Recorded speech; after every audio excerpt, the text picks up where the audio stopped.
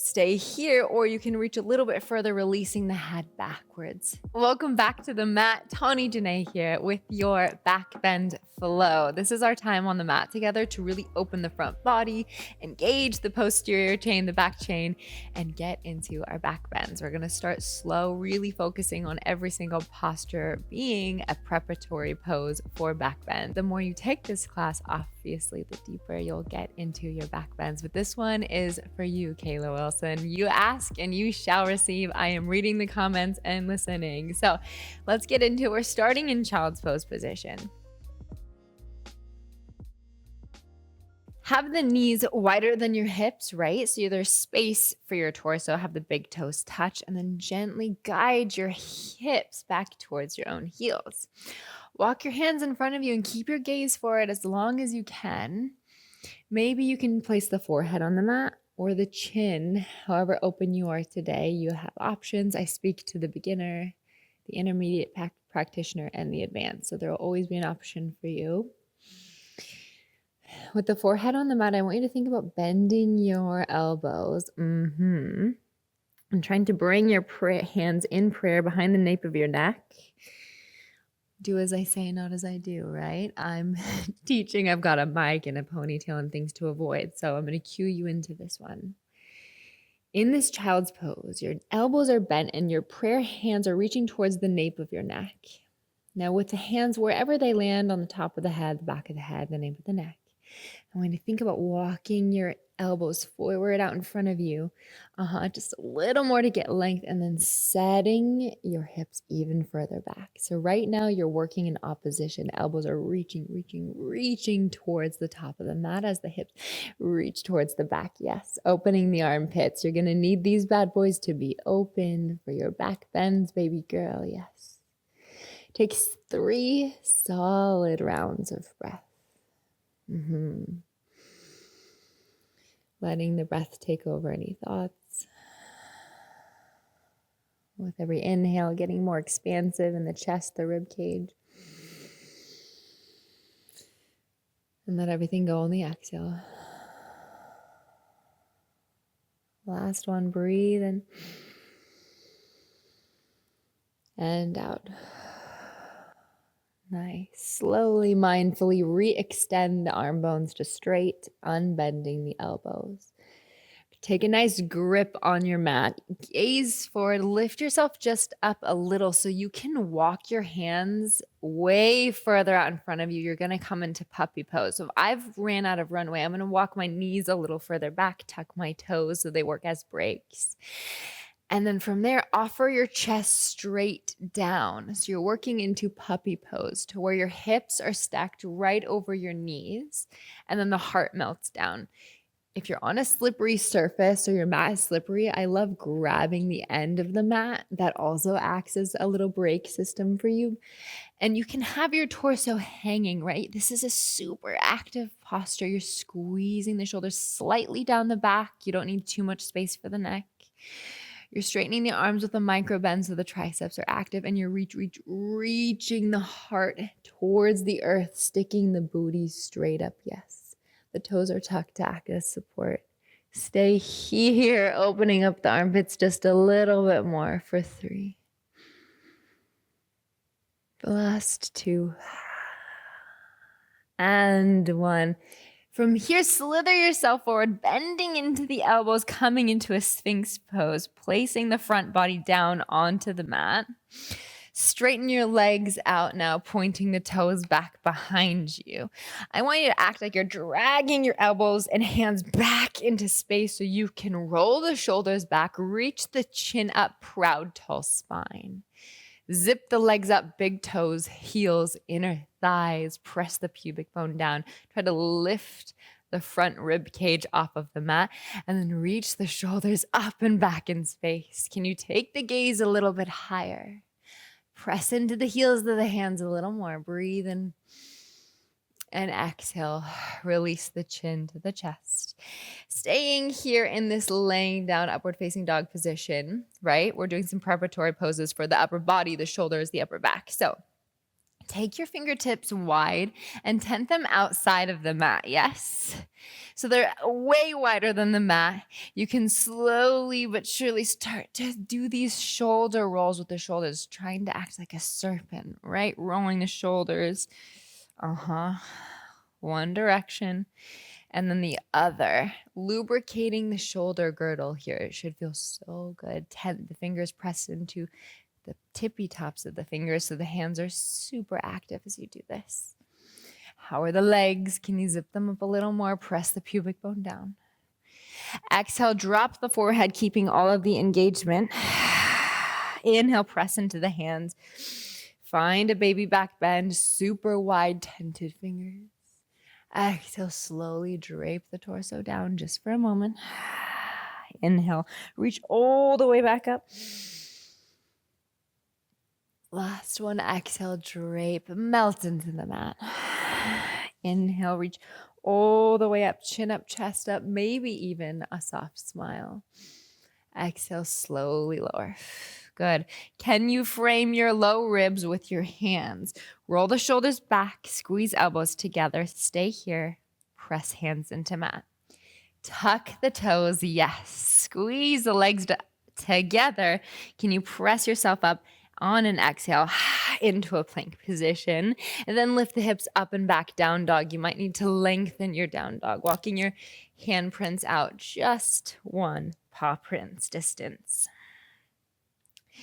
In your down dog, really start to reach and offer your shoulders through to your toes. You can kind of do these little pulses where I'm coming slightly forward and then offering my heart to my toes. Just a few times for 3, for 2, 1. Hold here. Reach the heels down. Engage the quadriceps. Lift all 10 of your toes. Press into your hands and lift out of the shoulders just a smidge. Yes, there she is. On the next inhale, we're going to come forward like a wave into upward facing dog, skipping the chaturanga. And on the exhale, do the exact opposite. Tuck the chin, lift the hips up and back. Downward facing dog, like a wave. Inhale, come forward, strengthening your arms, opening up the chest. This is such a great preparatory flow for back bends. Do the exact opposite. Hips go up and back, down dog. 3 more. Roll yourself forward slowly like a wave. There is absolutely no rush. Roll the shoulders back, squeeze, try to kiss the shoulder blades together on the back. And tuck the chin, lift hips up and back. Downward facing dog. 2 more. As you flow, I will chat. What I love about teaching back bends is I've seen so many of my students surprise themselves with their strength and flexibility. There are different types of back bends. We're going to get into a few. And while one may not work, another might.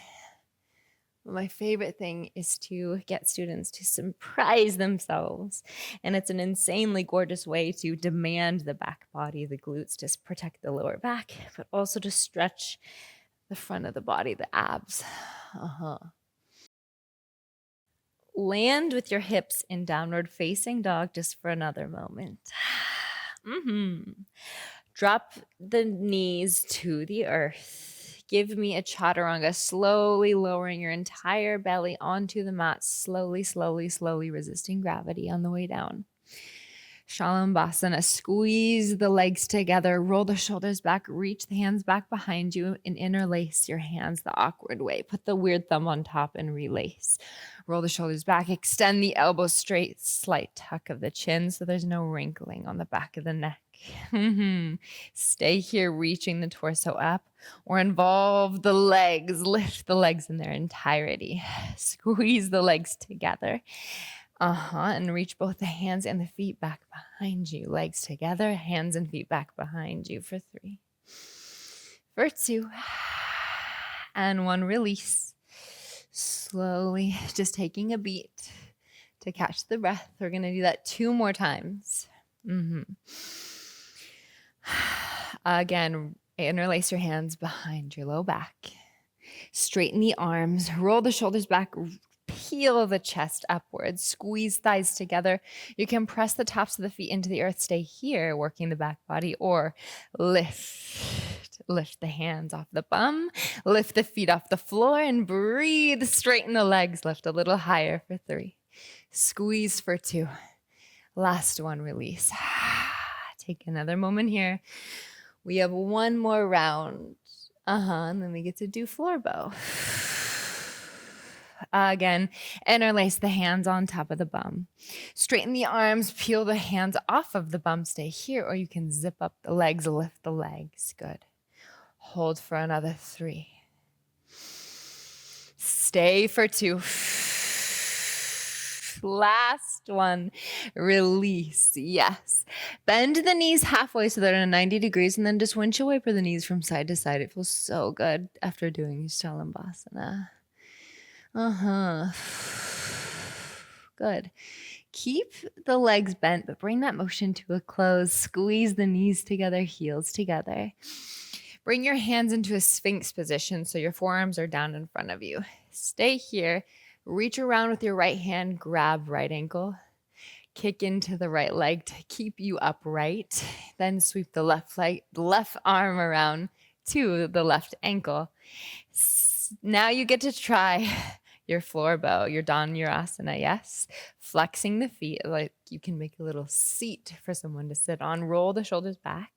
And the more you try to straighten your legs, look at that. Your chest comes upward, upright, yes. Breathe here for 3. Good. Squeezing the thighs together. Squeeze for 2. Feeling the opening across the chest. Yum. Last one. Active abs. And slowly release. Nice. How was that? The first floor bow feels pretty good. Good. Bring your hands to frame your low ribs. Sit yourself hips up and back into a child's pose, but now you're going to just sit and kneel, hips on your heels. Good. This is super casual. Toes are pointed. Take the hands on top of the knees. I want you to roll the shoulders back. Cat cow here. Inhale. Roll the shoulders back. Exhale. Belly button to spine. Inhale. Change. Shoulders back. Exhale. Round. Yes. Chin tucks to the cleft of the collarbone. You can even sway side to side if you need. 2 more just like that. Lubricating the spine. We're really working spinal extension, which is really beautiful today. Last one. Are you ready to party? So we're going to attempt our first backbend of this little workshop. Now we're going to get to do another one. Don't worry. We did floor bow. That should feel pretty good. Now we get to try on camel. So in camel, you want your feet about hip width distance apart. If you're unsure, if you can fit 2 of your fists in between your knees, you're freaking set up perfectly, babes. From there, I want you to think about your glutes. Turn them on, not too much, but just activate them to protect your sexy little low back. Now take the heels of your hands and work them on top of your glutes, the meaty top part. Ooh, yes, there she is. Roll the shoulders back, squeeze elbows together. You can stay here, pressing the heels of the hands forward to shift the hips forward and rolling the shoulders back to lift up, create an opening across the chest. You can stay here, or you can reach a little bit further, releasing the head backwards. Breathing for 3 cycles of breath. Staying here, or if you're ready, you can release the hands to the heels, finding one heel and then the other. Note that if you can't reach the heels, no worries on the second round. Tucking the toes helps bring the heels closer to you. Wherever you are, reach the heart a little higher up. Scoop the heart up using the shoulder blades, the back body to reach your heart up. Pull the abs in and lift your hips forward just a little more. On the exhale, come out just as mindful as you came in. If your hands are on the heels, release them back to your glutes. Slowly come all the way up to kneeling and then straight into a seated position on the heels. Take a breath or 2 here. Yes.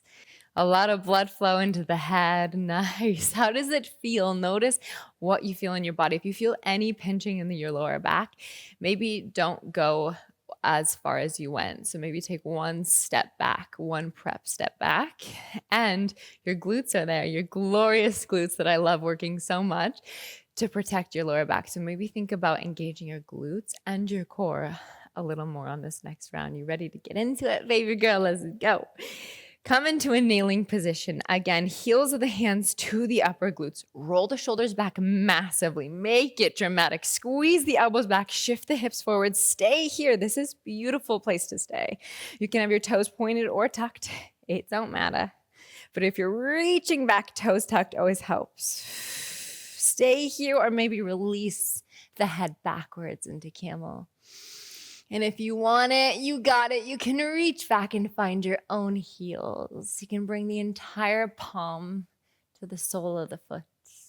Continuing to offer the hips forward. Breathe in, using the shoulder blades to lift the heart up. How are the glutes and the abs? Turn them on. One last round of breath. Exhale. On the inhale, come out just the way you came in. Mindfully, slowly sit your hips back onto your heels. Yum. Yes. Let the blood drain from the head. That is so delightful. We get to do a counter pose. My favorite counter pose here is rabbit. I didn't understand this posture for a while when I started doing yoga, but once you find the tension, it will make sense. So what does that mean? Let's try it on first. Okay, rabbit looks like embryo, right? A very solid and tight child's pose, but you're actually tucking your chin all the way into the cleft of your collarbone and seeing if you can get the top of your head down. Yes, just like that. Try that entry a few times. Make sure your hands are holding onto your heels. Tuck your chin. Tuck your chin and set the top of your head down. Now, if you can have your arms straight while your hands grab your heels and the top of your head down, notice, press your hips towards the sky, tuck your chin a little more, and then work against your straight arms. You're going to feel a super gorgeous stretch of the back body, which is a nice little opposing pose for all the work we just did. Yes, hold for 3, for 2. And 1, slowly release. Yes. That is nice. So if we're working back bends, the safest thing to do before, during, and or after is to work the core. So that's what we get to do together. We're going to do some core work on our backs. We start on our backs. Hands down. I want your hands just behind your hips, so not super far back. Roll the shoulders back, squeeze the knees together, and straighten the legs almost all the way so they're slightly bent. I want you to lower. You're now working the triceps on the way down, and then lifting your abs, using your abs to get you up. Halfway down, triceps and abs. Let's go. Lowering and lifting. This is super duper hard. I need you to do more of these because the stronger your core is, the safer your back bend is. Stay with me for 5. Yes.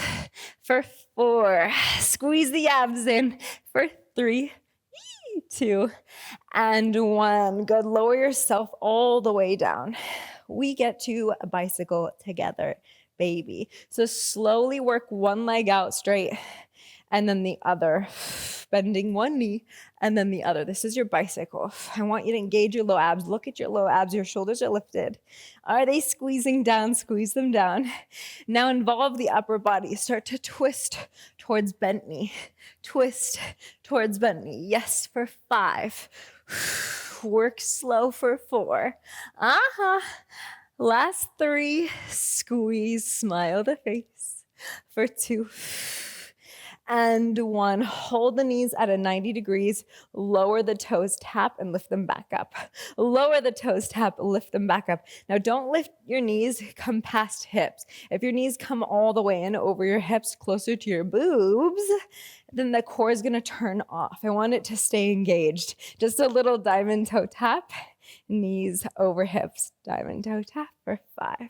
Yes, stay for 4. Squeeze here for 3.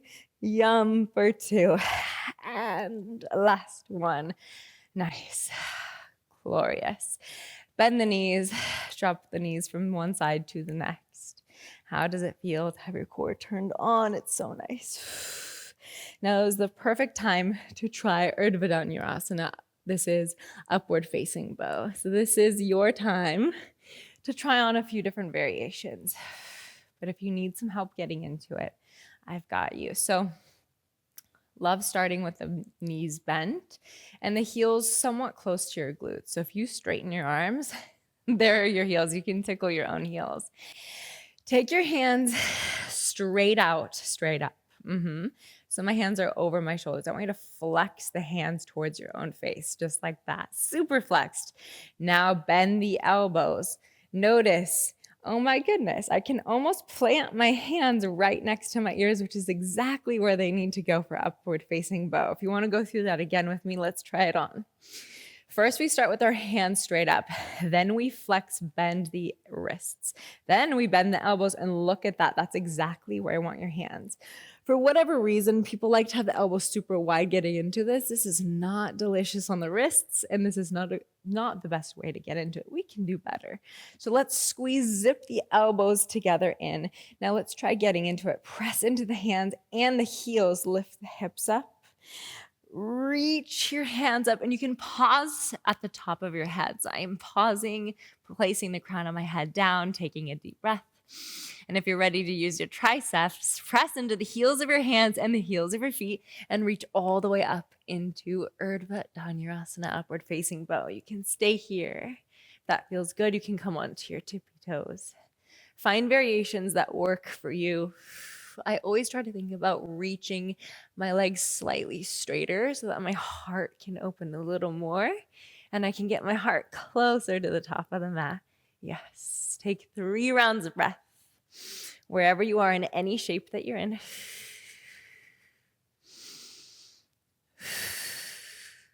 And whenever you're ready, again, tuck. We come out just the same way we came in, slowly and mindfully. Tuck the chin first, bend the elbows, and do a little roll down to the mat. Yes. One hand to the heart, one hand to the belly. How is that? It's a lot of energy in the back body, exposing the front body, which is such a beautiful, vulnerable thing, and blood in the head. So let's take 3 breaths to collect ourselves back. You get another opportunity to try your floor bow. You can make any shape that feels good, but try to visualize the shape first, whether you're going to be on your toes or your heels, whether you're going to have straight legs or bent, so you know what you're getting into. You have a plan of action before going into it. Good. One more breath. You ready to set yourself up for success? Straighten the arms straight up. Flex the wrists. Bend the elbows, press into the heels of the hands, drive the heels down, lift the hips up. And when you're ready, press into hands and heels at the same time to pause at the top of the head if you need. If not, press fully up into your upward facing bow. 3 breaths here in whatever position feels good. The more you take this class, the more you can play. See if you feel super stable on 3 points. You can lift one leg up, make some shapes, see what feels good. Maybe play with the other. Wherever you are, taking 3 solid rounds of breath in this position. Good. Last one. Tuck the chin first. Slowly start that roll all the way down, slowly with your strength. Yum, come all the way down. One hand to your heart, one hand to your belly. We stay. Pretty good, huh? Windshield wiper the knees from one side and to the next. I highly encourage doing some core work after back bends. If you haven't and you have got lots of classes for you. But if this is what you've got today, thank you. This was a solid just over 20-minute back bend flow. I promise I will give you what you asked for. Kayla wanted more back bend, so I got it for you. Feel free to comment what you want to see more of, and I will give it to you, baby girl. Thank you so much for practicing with me. It means the world. I hope you have the most beautiful day. Namaste, Tawny Janae.